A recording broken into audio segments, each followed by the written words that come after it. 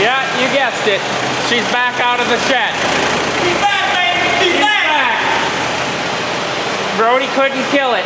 He tried to kill it and he couldn't kill it because Douglas said, we gotta fix her up. Even though he said, we're not fixing it, now we're fixing it. Should we all lay under here for an hour and see what happens? I was thinking we're gonna put the safety chain on. Never felt so safe.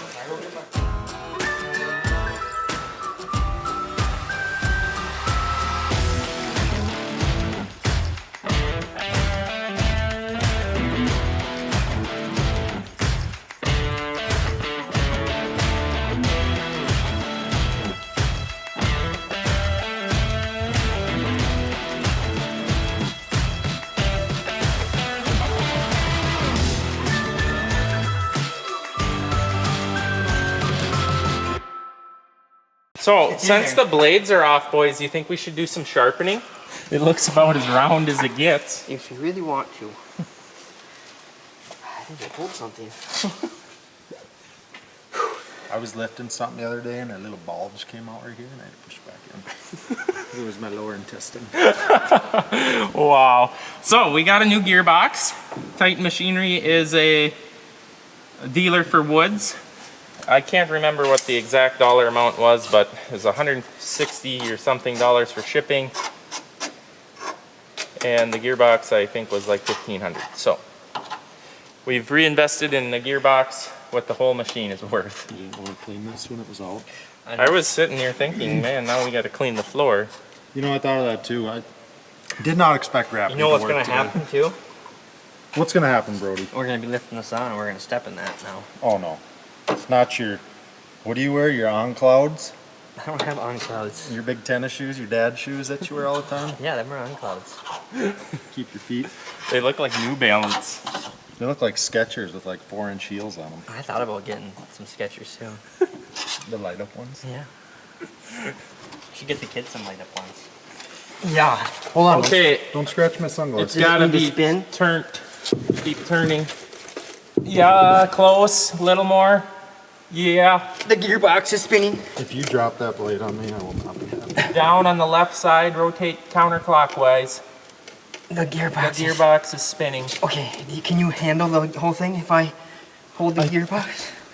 Not that blade that's in Well, your I would hand. hold the blade still. It went on, boys. What's that? Oh, that ain't good. That's not good. What's your problem? Just put it in. Why do you sound so panicked? Flip it. Flip it. Yeah, look, it's all bowled out. It's been used one way. It's best we can do. Stop there, it was pushing it in. So I assume that when you tighten this, you know, that it would tighten up to the end of the gearbox and max out. But there's a pinching mechanism that you pinch onto the shaft. And when you tighten this, it pushes this whole unit up into the shroud. It's better than it was. At least we don't have to add to this gearbox every time we use it now. Yet. All right, we're sharpened up. I think we're good on this project. Barbed wire gets wrapped around inside. Don't say things like that. Try what happened. So next thing on the list, get 9530 hooked up to the 5200. And we have some PP ground that we sprayed and the weeds were out of control and did not die the best. So we're gonna organically till them in. Oh yeah. You just ignore all the codes that she blows.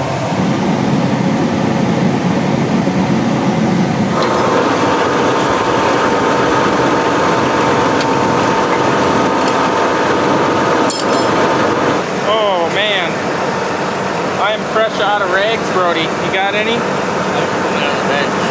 We got lots of tips to clean. 4 hydraulic remotes on this unit. We've got raise lower. That looks like fold out hitch tilt. So you can hydraulically tilt this machine. I actually really like that. And then baskets, rolling baskets. Okay, we got them all hooked up. We gotta verify before we get too fancy here that they're hooked up in the right order. We're using every remote we got on the big old 9530. Okay, I'll jump in. We need to take hangers out and this safety stop out.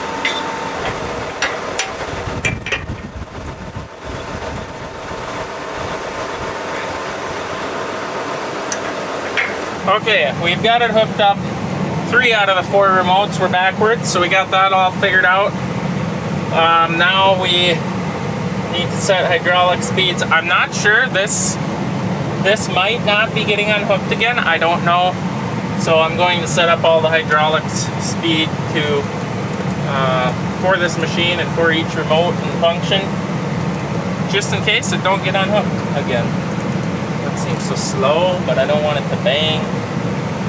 Okay, I backed it up on the cement and did a little bit of leveling to the machine before I get out to the field. I like to have it on flat cement, which cement's never flat, but you can get it within a ½ inch. So it looks really nice the way it was sitting after I adjusted one wing out of the ground some. So I'm gonna head down, right down here.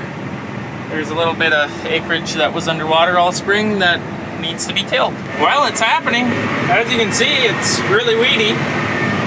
Downright embarrassing. But 5200's taking care of it. It's way too deep. I kind of want it deep to do what we're doing here, but I also want to set it up so that it's more ready for when we get out in the corn stalks. But I want to cut these weeds up so bad. It's pulling really, really hard at 6 inches deep, like 6 miles an hour type of operation here. Look at how dense this grass is here. That polo. Unreal.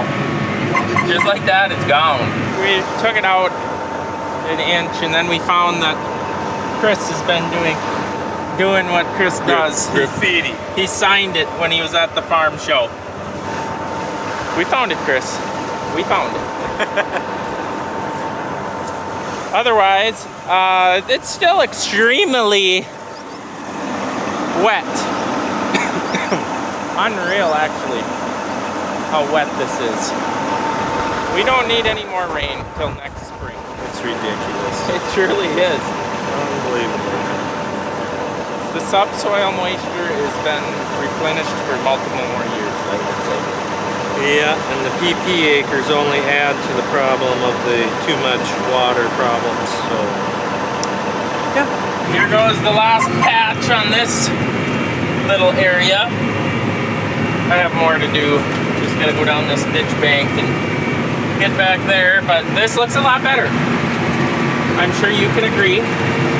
Looks a lot better. We did take it out an inch too, so that was just ridiculously deep. I'm almost questioning if it shouldn't come out more, but we're here to bury and cut weeds, so I'm not too fussy about that. She got a little dirt on her frame.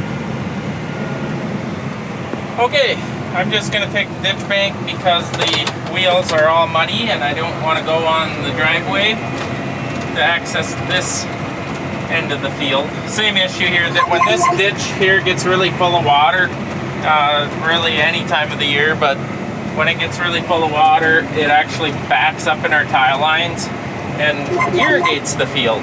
So when you're in flooding conditions, what do? You'd have to have a pump on it, which maybe should, but then you need electricity and, you know, the whole 9 yards. So now that I got some space to work here, I actually have some decently long passes to do. Maybe 15 acres here. I did take it out another, what was it, inch? 3/4 of an inch I took it out. I'm now able to pull it at 8.5 miles an hour. Tractor is, she's under full load, there's no doubt about that. You would not drive another gear, but I think this would be a speed that I'd be happy with for this fall. And I also took it out because obviously there isn't nearly as many weeds in this portion of the field. You can tell where the water sat forever because there's like no weeds. Then any little hilltop or higher area where it was out of the water, the spray wounded them, slowed them back, and it looks like the bottom of the plant regrew, unfortunately. You can see right here, the sprayer was sinking about 8 inches deep when he sprayed this. I'm glad it's drier now, I'll just say that. Drier, not dry, but drier. And this was ripped last fall and never did get field cultivated, so the old 2-track is really riding rough. This is one of them jobs that's just very, very satisfying. Turning dirt black and killing weeds. It's just really satisfying. I hope it's as satisfying for you as it is me watching this thing. The 5200, Sulfur 5200 never ceases to amaze me with its ability to level and blacken ground. Oh, goodness gracious. And this tractor never ceases to amaze me how rough they are. Well, I would say that looks really nice. Just got done doing my last pass to the approach. And then I am done with this job for the day. That turned out beautiful. So I went and did another little patch. Now the tires gotta dry. Look, I would have swore it was Eric. That's Brody. It is Brody. What have you been doing? Busy. Busy. Yeah. Busy, hardly working. About that? You get that mower out and giving her? Nope, too scared. You're too scared to ever operate it again. I ain't touching it again. Not gonna happen. Oh, he's taking so much frack Yeah. from breaking it that he's scared to ever touch it. Yep. I wrecked it. You weren't you were the guy to finish it. You weren't the guy to start it though. I know. So, one of the last things before the Friday night is I'm checking black beans. We might be killing another field. I have to swing by that one maybe tonight and check it and see if they need to be sprayed Monday morning. This is a different variety here on the headland, so we're not going to stop here and look. We want to get out and into this area. They're extremely viney. Hard to walk through. Look at how they're like green beans. See how viney they are? Makes it extremely difficult to harvest in the thick areas because they bunch up in the bean head so bad. So looking at these, they're not ready. This field's not ready. I figured they look too green. There's not even any buck-skinned. Well, here's a buck-skinned one. But you want at least 80% of the pods to be buck-skinned, which looks like this. I don't know why they call it that, because I would call it ripe, ready to harvest pod. Look at them. Wow, they're nice. And then on that same plant, we have this phase, which they are purple. So if you killed them, you'd have purple beans and then get docked really bad. And then we actually have green ones on the same exact plant. Now this one only has one bean in it. It's a late bloomer. Only one bean. So this is not ready to be sprayed. It's actually too breezy out for the guys to be jacking the grain bin. Yesterday and today they've only been able to jack in the morning, and I think they've only gotten up 6 rings in 2 days because all afternoon they can't really do anything besides organize, bend parts, and yeah, I bet they're really not liking that so much.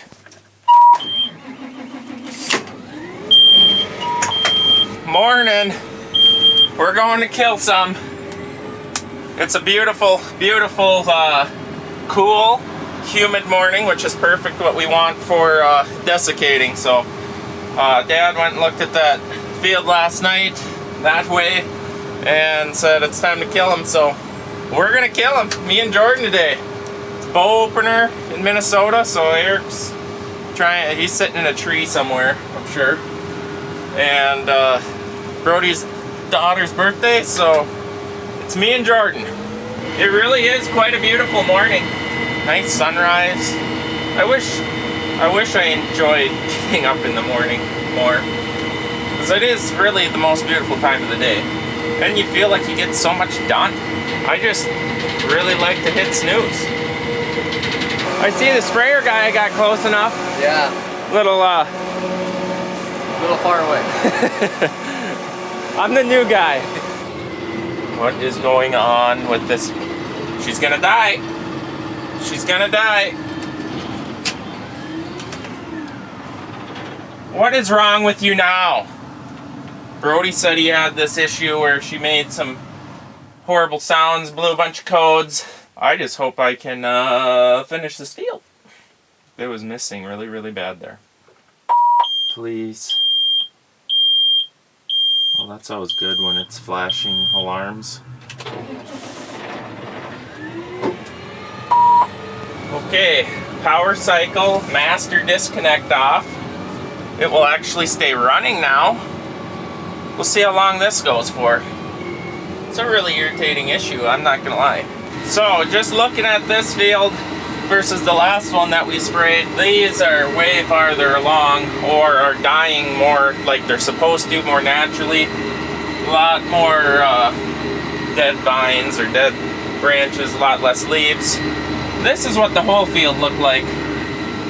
I would say maybe even worse than that on the other 2 fields we've killed. But this is a different variety, so that could be what is changing, or the plant's dying differently, different genetics of the plant. But these look amazing. I really have high hopes for this field. It's looked great all season. They are still very tall. Normally after all the leaves fall off, they are like, what have we been looking at all summer long? But these are gonna be probably the best field of them this year, I'm assuming. I'm hoping. Look very nice. Look at that spot. That's the spot we planted around this year. Fortunately, it's dry now. But we're questioning, there's supposed to be a tile line in that, but we're questioning if it isn't been damaged. So actually, after we harvest this, we're gonna dig down and shove that camera, tile line camera up there and see if we can see, well, for one, see where the pipe is, and for 2, see if any damages have happened or what's going on there. Maybe it's a spring. Sometimes it's hard to get the tile line in the spring. You don't really know where the water's coming from. So if you don't hit the spring with the tile line properly, you can have issues with it not going away. But it's just one of them really annoying little spots. It's literally like 40 feet around. It's real small. Well, I got her done. Better clean my tracks out here before I get on the road and rub everything. She collects a little trash. It's kind of a shame. Look at all them nice little beans. But it's one of them deals. It is what it is. Gotta spray them to kill them, to harvest them. And that's gotta happen by driving in the field. Set them right on a row. Hopefully they get picked up. What really concerns me is, why is this tractor having those issues, and how are you supposed to diagnose something that when it happens, it really happens, and by the time someone comes and looks at it, it's deciding to run again. Not good. Not good. I really hope she don't die on the highway. That would really be something. On a Saturday morning also. Oh, with all the traffic. So the pen builders are working today, and they are 2 rings away from the height of the one to the right or to the west of it. So they're gonna, it's gonna look different come Monday morning. They're probably gonna be actually really close to, they don't work Sundays, but today they'll get a lot done. It's not very windy, so they're gonna knock some major rings out. It looks like they're done putting wind rings on it, so that means they build even quicker then, because they don't have to mess around with putting all those brackets on and the tubes. You can just jack and put sheets in. I think we're gonna need 126, and they're active. Injector circuit. Troubleshooting required. Injector 2. Injector 3. Diesel exhaust fluid pressure low. Oh my. Look at them all. These are all inactive. Alternator belt. Relay fault. Those are all inactive. It's these ones here that concern me. And yield sign. Guess I'll be calling Kibble. We sent the wrong tractor back. Alright guys, that's it. I'm calling it a weekend. Let's go see what the wife has planned for the rest of the day. So, anyways, thanks for watching. I hope you enjoyed this video, and we'll see you guys next time.